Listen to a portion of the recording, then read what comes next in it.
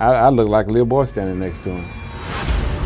He was kind of like he was breaking through from where we were in size, and all of a sudden he became kind of a whole new dimension. He was way ahead of everyone else, standing out from all the bodybuilding legends and taking the top spot that nobody could ever reach. He took bodybuilding to a whole new level, breaking all the molds. He was a smart guy with a great sense of humor who could connect with everyone. He built up the bodybuilding industry, and with all that, he was unbeatable. You look like a dude who they invented in a Marvel comic book to kill the Hulk. I mean, god damn, you were freakishly huge. It was crazy to see. It was like... Arnold was like a Greek god, towering above everyone else in the bodybuilding world. Ronnie Coleman burst into the spotlight in 1998, becoming everyone's worst nightmare. The new Mr. Olympia, Ronnie Coleman.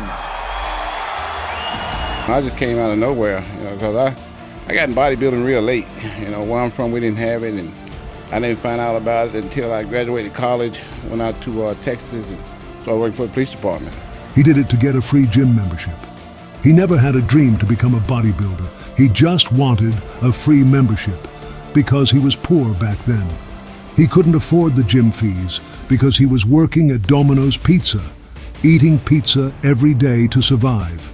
He couldn't make good money.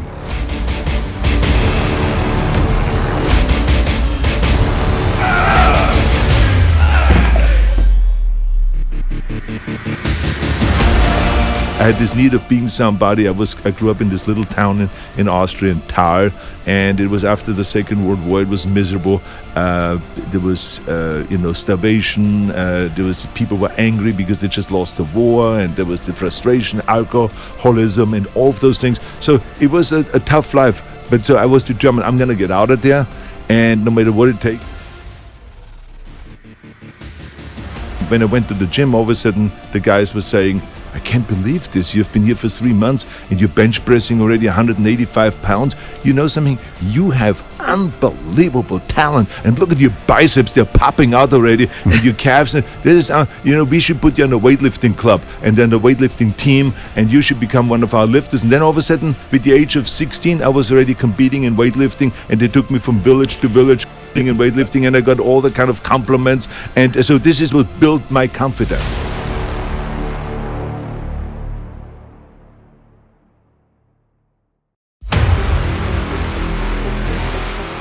First of all, Ronnie was he was kind of like he was breaking through from where we were in size, and all of a sudden he became kind of a whole new dimension.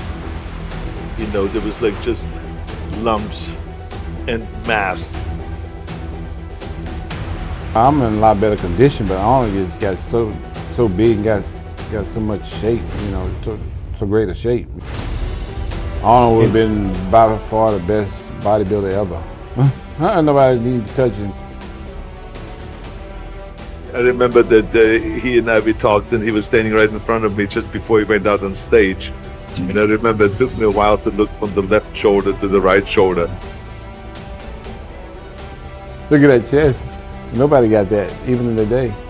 He got the biggest chest ever. And if he'd have had our stuff, I look like a little boy standing next to him.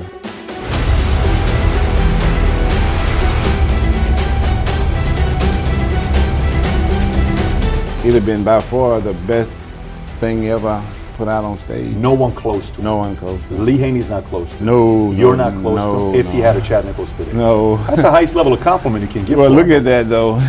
The shoulder was just so wide, especially when he did his lat spread. I mean, it looked like the curtain closed. There was no more light coming. Pretty unbelievable. Ronnie Coleman showed everyone in bodybuilding that you could reach a whole new level of size and proportion. He broke the mold and took the sport to another dimension. I was 215 when I first started. Where I'm from, Louisiana, a real small town. A lot of the guys are kind of big like me, kind of strong like me. You know, a lot of people don't understand, but strength is something like a natural gift. You know? You can work on it and get better at it, but you also have to be gifted a little bit.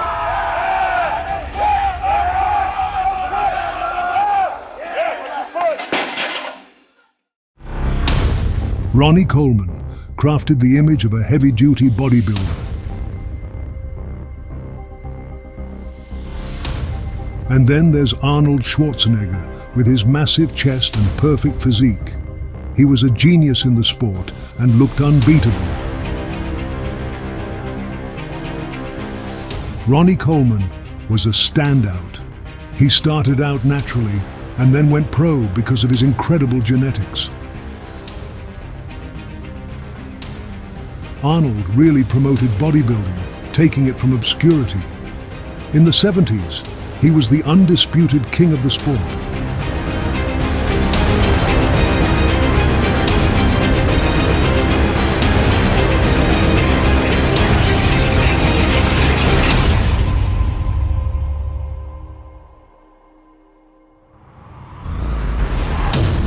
Ronnie Coleman won Mr. Olympia 8 times. No one's going to forget him. His legacy will last forever. Nobody else has ever had that kind of mass and condition. He built a monstrous and powerful body.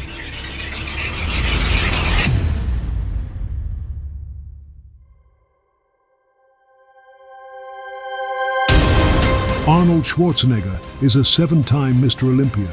He was one of the first to hit that number, setting new standards in bodybuilding. His name will go on forever. Even today, Arnold is the most recognized bodybuilder in the world. Ronnie was really strong in high school and got even stronger in college. The guy trained like a beast. He was doing T-bar rows with 9 plates, bent over rows with 4 or 5 plates. That's just crazy. Plus, he was squatting 800 pounds and leg pressing 2,300 pounds.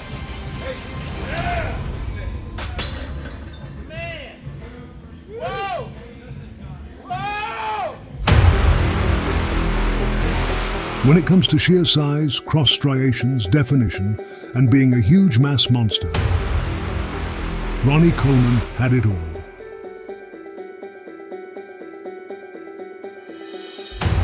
But for being a champion with unbeatable, flawless symmetry, that was Arnold. To me, that's what perfect bodybuilding is. Sure, Ronnie would have beaten Arnold, but it was a different era. I did it because the guy gave me a free membership to the gym. Because I was poor back then, and I couldn't, afford to pay for a gym membership because I just hired on there. And coming from Domino's Pizza, where I had to eat pizza every day to survive because I didn't make that much money. By the time I got to the police department, I was still struggling and trying to get back on my feet, and I couldn't afford a membership still.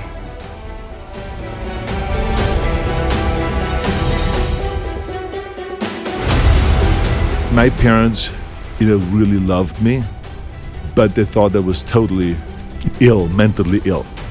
Thought that there's something off. My mother went many times to our house doctor and complained to him. He says, there's something off with our son.